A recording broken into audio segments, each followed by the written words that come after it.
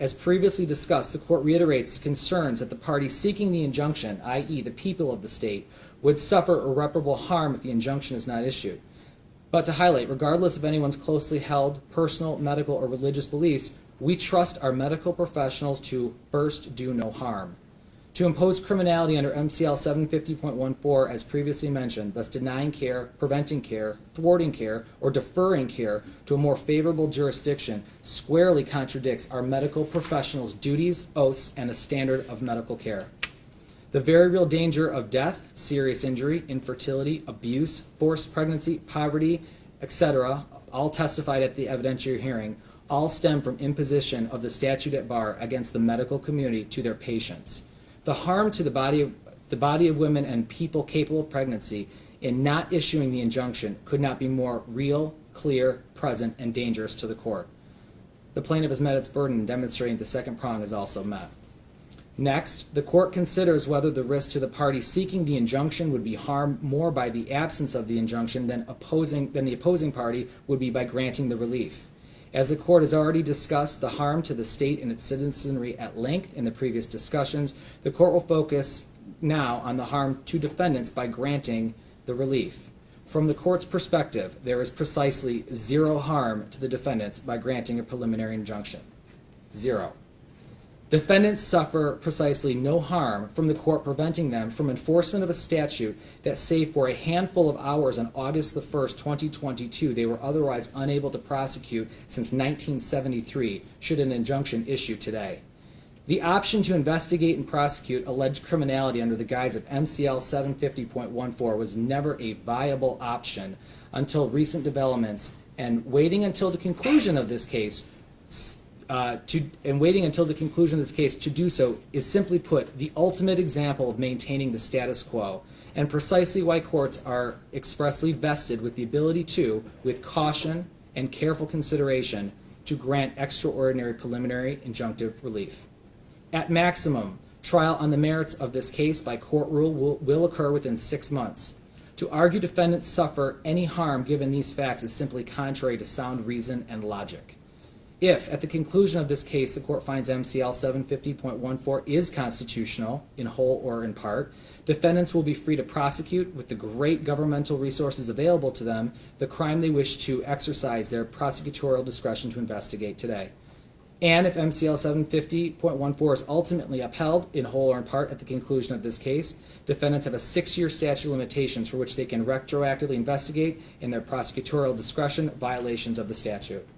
Conversely, should they be allowed to prosecute under MCL 750.14 today, and tomorrow our Supreme Court finds the statute unconstitutional, or the proposed constitutional amendment nullifies MCL 750.14, there will be providers who could be charged with felonies that will result in loss of their liberty if incarcerated and livelihood if they lose their medical license.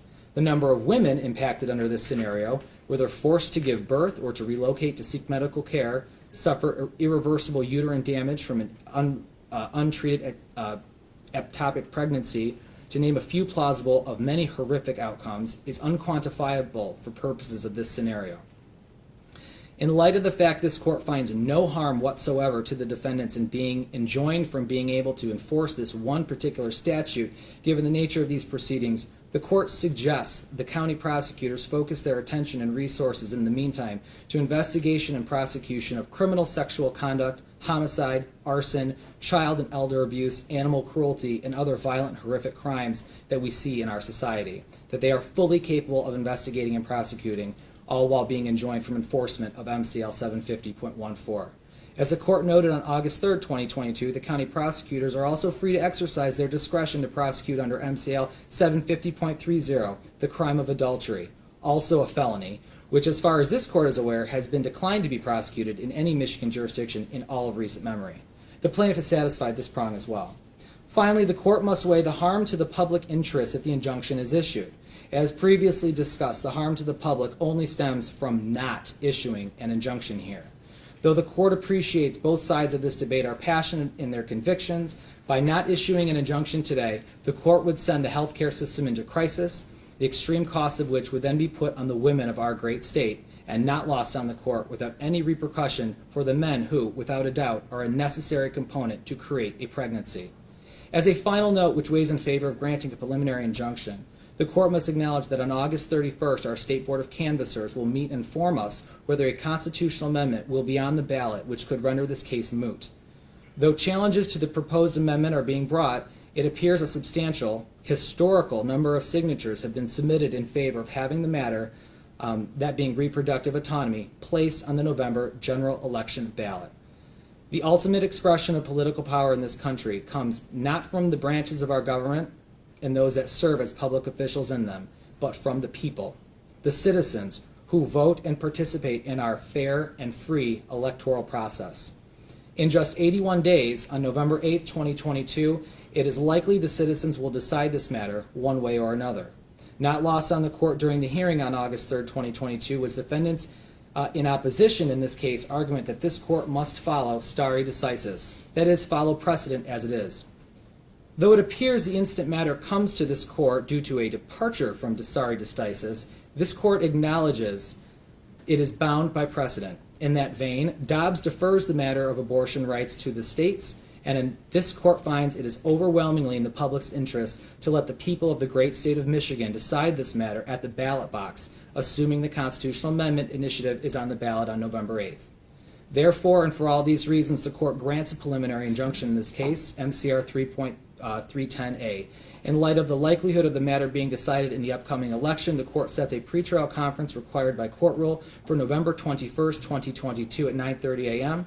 The court will set a trial date at which will occur by court rule no later than February 19th, 2023, if needed.